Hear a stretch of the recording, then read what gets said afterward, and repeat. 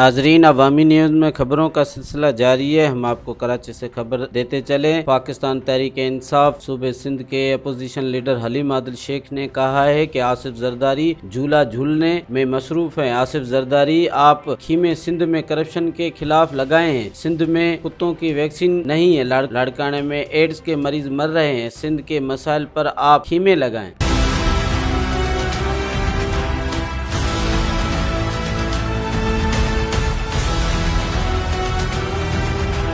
जरदारी साहब झूले झूलने शुरू कर दिया, झूले ही झूलते रहे। जरदारी साहब, ये खेमे क्या लगाएंगे आप? खेमे लगाते नवाब शाह में पूरे 1.5 महीना आपके सामने नवाब शाह के मुतासरीन जरदारियों ने उनकी हजारों एकड़ जमीन कब्जा की, वहाँ खेमा लगाते। लाहौर में आसिफ जरदारी साहब कह रहे हैं मैं जहाँ खेमा लगाऊंगा। आप लगाएं लाड़काना में जहाँ एड्स लग गई, उधर खेमा लगाओगे। बिलावल, तुमने एड्स क्यों लगा दी? आप लगाएं खेमा स्कूलों के बाहर, जो स्कूल आपने बंद करा दिए। आप खेमा लगाएं थरपारकर में, जहाँ के बच्चे आपने भूख से मरवा दिए। जरदारी साहब, आप खेमा लगाएं इस शहर कराची को, जिसको आपने गटरिस्तान बना दिया। आप खेमा लगाएं अस्पतालों में जहाँ दवाई नहीं मिलती। आप खेमा लगा के कुत्ते पकड़े, ये जो कुत्ते सिंध को खा गए हैं, जिनकी वैक्सीन भी आपके पास नहीं है, उनके लिए खेमा लगाएं। माशाअल्लाह, करप्शन में नाक तक धसे हुए लोग आज कहते हैं कि हम इस्लामाबाद में जाके तहरीक चलाएंगे।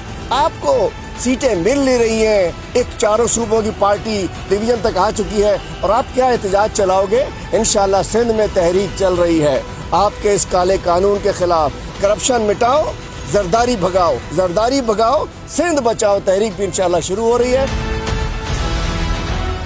मज़ीद खबरों और तफसीलात के लिए विजिट करें हमारी वेबसाइट www.awamiNewsHD.com।